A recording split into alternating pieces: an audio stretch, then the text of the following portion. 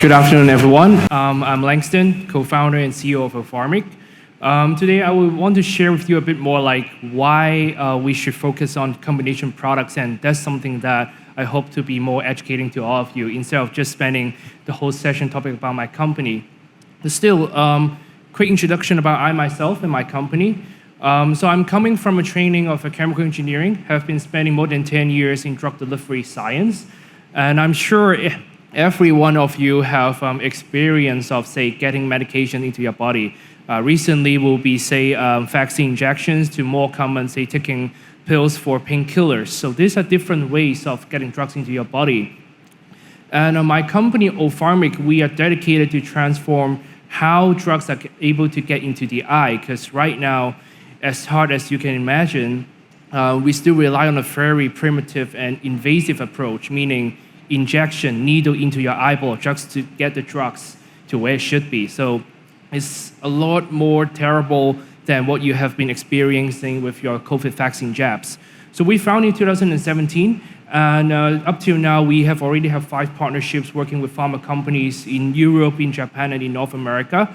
And we developed combination product, which is the title of today's presentation. And in just earlier last week, we're very honored to be selected as Forbes Asia 100 to watch this as a part of the awardee winners in this list. So that actually recognized our approach in terms of how we can transform drug delivery in the eye care space on many different levels. So how do we want to make a change in how to get drugs in the eye? Instead of using needles, what we are doing now, or what company Opharmic is trying to do, is to use ultrasound. So the ultrasound that we are using is very different from what some of you might have experienced using as an imaging or diagnostic purpose. We use a very specific frequency of ultrasound, literally as a force, to push the drugs in the eye. So without the needles, we are able to get the drugs inside the eye as effective as injections, taking the pain, taking the horror factor away, and we're able to shorten the overall treatment time, so making things easier for doctors and nurses as well. And we do so by partnering with like-minded pharma companies. So they have their drug products and they want to make it more effective or maybe managing their product life cycle. And this is where technology companies like ours come in. We provide our novel delivery technology, and they work with their drugs, and we create or co-develop a combination product. And in the next half of the presentation, instead of telling in full detail like where we are, where our partnership looks like, the status, I want to draw attention as to and try to appreciate the complexity and the impact that the combination product can bring to, say, our healthcare and to the well-being of patients. So I've been mentioning the term combination product. It might sound very specific or technical, but actually we have come across this concept day in and day out.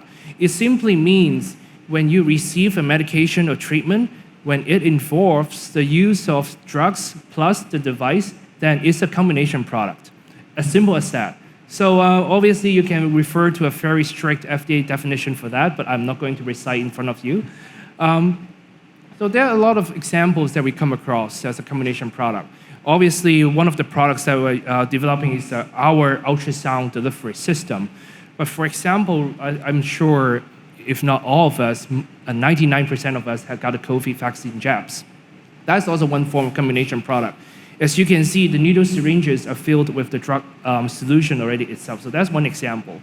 To more complicated products like drug-eluting stent for people who have, say, cardiac problems, to even more exotic type, a novel delivery system. In our case, we reimagine ultrasound and use it for drug delivery purpose. So there are a lot of these examples, and this is not the exhaustive list, but I want to give you a taste. So this is not some foreign concepts that is very new. It actually come across day in and day out. But when we look into that, why we are now seeing more and more combination products that are being developed in the industry, and why even big pharma also consider to investing significantly, into the combination product fields. Obviously, there are big opportunities in there. So one of the key examples and also key advantages is that with the drugs itself, there are always some sort of limitations, either by its physical or chemical forms. So if we are able to incorporate the device element, some sort of physical or structural support to help the drugs to get where it should be, we can actually achieve a better, say, dosage or consistency. So this makes a huge difference when it comes to improving the well-being of patients. And secondly, from a patient standpoint, obviously, as I mentioned earlier, Opharmic is trying to transform eye care by not having injections to be performed instead of using our novel ultrasound technology. So you can imagine one group of patients, they have no choice but have to endure injections in the eyeball every month for the coming 2 to 3 years. But if we tell them now you have a solution, is that now drug delivery or your eye treatment is just like eye massage with an ultrasound device, gently rubbing your eyeball, say for 10 to 20 seconds, and then that's it. Then you are free to go home. So this actually helps change how patients see the treatment and also improving their compliance as well. And obviously, with marrying drug and novel technologies, we can also achieve better economics on the treatment as well. But with all these advantages, that obviously also comes with certain challenges, and that brings to the complexity of drug or combination product developments.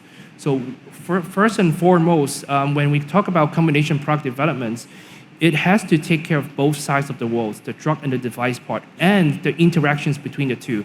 So this actually poses challenges as to how a company manage the development of combination product, because they don't just need to focus on either side. They have to be experts on both sides in the interaction of the drug and the device as well. So that will involve, say, on the technology side, how you roll out the development plan, so cater the needs of the drug side and the device elements, and also about the compliance and quality, because even though we're a very simple device company, you just need to focus on the device aspect, that's it. But you have to take care of the drug side as well and the interaction of the drug component to your system. So it's a multi-dimensional level of a complexity here. And obviously, when we are changing how the drugs are being delivered to patients, it's a new experience to patients and doctors as well. So when doctors or even, say, stakeholders come across this, how are we going to address that effectively in a way that give them comfort, give them confidence? This new treatment regimen or new paradigm is something that they should be putting their efforts and resources to adopt. So if we are able to take these things into considerations in the early stage of combination product development, then it actually clears up a lot of hurdles and it helps build a successful product that brings positive change to the patients and doctors who are in the similar field. So I want to give you an example on the complicated level of a combination product development. This is very typical. Even for Opharmic, we have 5 partnerships with pharma companies across the globe. These development work streams are very similar across different projects. Obviously, I'm not going to break down in every detail what work stream represents and the complexity of it, but I want to basically draw your attention is that when a company is developing a combination product, basically they have to consider the development milestones for both the device and the drugs and the interactions of both. So this is, it sounds trivial, obviously, but it's actually a lot more complicated, and everything can go wrong in every steps of it because everything is interrelated. So, in a very brief, succinct fashion, because obviously I don't have a full day to give you a full lecture on what are the key things and the detail of considerations, but I've distilled, I would say, roughly 5 high-level considerations for, say, startup companies or even for professionals who are in the field to maybe like a lesson learned or take-home messages. So these 5 action items I would strongly encourage, especially companies who are in a similar field, even may not be in, say, eye care space, but in the intersection of, say, drugs or device. These are very important aspects that I hope that you will take that into considerations. So namely, I think one of the very important aspects is that when you have a combined product, so which component actually contributes to the therapeutic action. So there's a very specific term of it called a primary mode of action. Second of all, that's very important because I've also talked to a number of peers who are in a similar field, and there's a very common mistake is that when they thought they have a product ready, they actually underestimate how extensive authorities will see the development efforts. And they thought when they have a product, but in reality, they just have a working prototype. That doesn't constitute a proper product for regulatory approvals. So if you engage with regulatory authorities early on, they can provide you very timely insights and also official recommendations that can hopefully streamline your development work. Also, thirdly, when you develop a combination product, either to the very complicated one like a drug-eluting stent, or in Opharmic's case, we are using an ultrasound system to deliver drugs into the eye. Still, some lessons learned in the device development can always apply. Is to have a very appropriate quality strategies in place. That actually gives you a very proper perspective. What will be the weak points in your development and what will be the risk or things that can go wrong, and you can rectify that early on without say, oh, you thought you have a very brilliant product. You present to authorities hoping to get into trials, but turns out a lot of things is incompliant and you have to go back to square one. So that's the last thing you want. So the last two meaning I would say is a more detailed aspect of it, but I would say that is also very common mistakes that a lot of companies make, is that they fail to incorporate risk management mindsets and also take into account like how we drive the human factors. Now here, human factors, let me sidetrack a bit. As technical as it sounds, this means how you design the patient journey. When you have a novel product, it interacts with nurse, with patients, with doctors as well. So how the interactions can contribute to a positive treatment outcome. Will they use it correctly? Will there be any misuse, for example?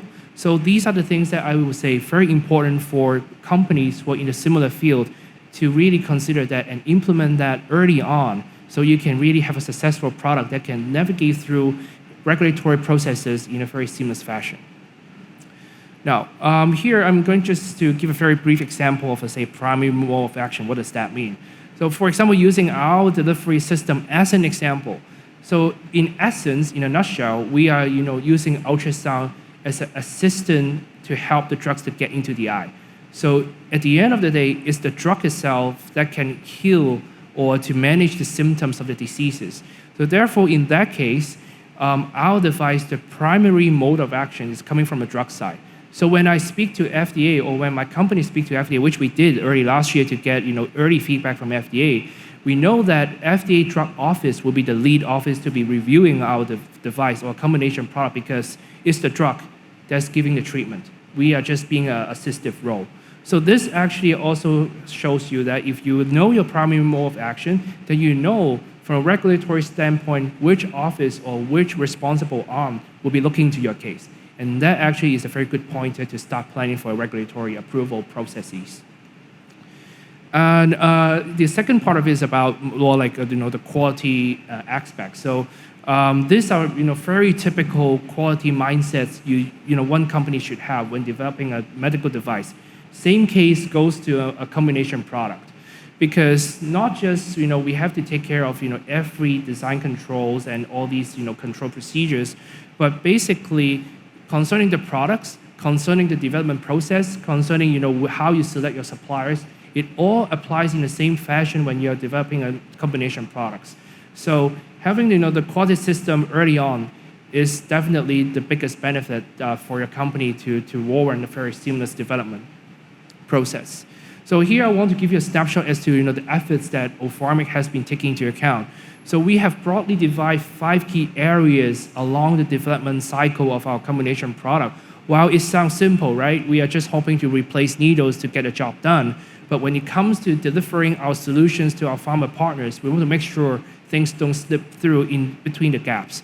So we actually have various measures on various aspects to make sure we have very good governance and check and balance on every processes. Therefore, we are very confident that the solution that we are developing, or the medical device prototype they're providing to our pharma partners for testing or even for clinical trials, are up to standard and everything has been checked thoroughly. So the similar quality mindsets from a device perspective also applies. And apart from that, risk management is also something that I also realize quite some companies actually underestimate or undervalue the contribution that it can bring. So as you see, for combination product, I've been mentioning this term numerous times, drug and device. So we have to consider these two constituents alone, and in addition, the combined version of the two. For example, I can use, say, injection as a simple example to give you a taste of that. I'm not sure if you realize when you receive the vaccine jabs, usually the drugs are coming in tiny glass vials.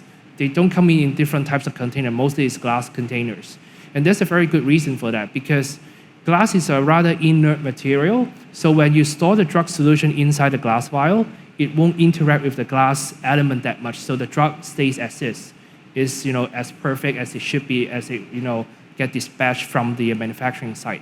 So these sort of interactions, like how the drug reacts with the container or reacts with the device component, all has to be taken care of and should be considered from the quality standpoint and also from the risk management standpoint. If you pick, say, some very interesting material or even exotic material, so would that material interact with the drug component and in return, say, deteriorate, say, the efficacy of the drug solution? So these are the things that you should consider and address head on when you plan out your device and combination product development work. So I hope that by now, I hope that I can give you a bit of, say, flavor as to the complexity of combination product development. While as daunting as this looks like, actually it boils down to several, I would say, very common sense type of considerations. If you are being very aware and implement these considerations early on, the development process is actually fairly straightforward, and that's the lesson learned from Opharmic as well. Once we know and once we develop our very first master prototype to showcase, to demo to our pharma partners, we know that it's the time to really ramp up our efforts. And therefore, we already have all these, say, measures and internal control policies in place. And that's also the reason why, while the company is still in the preclinical stage, we're able to already engage with pharma companies around the world to develop the combination product together for eye care space and beyond. So I hope that this gives you a very good overview on combination product and things that you should consider when you're really in the game. Okay, so if there's anything you want to learn about Opharmic or, say, our experience in terms of, say, lesson learned or the mistakes that we made, I'm more than happy to share my experience with you after the talk. Thank you.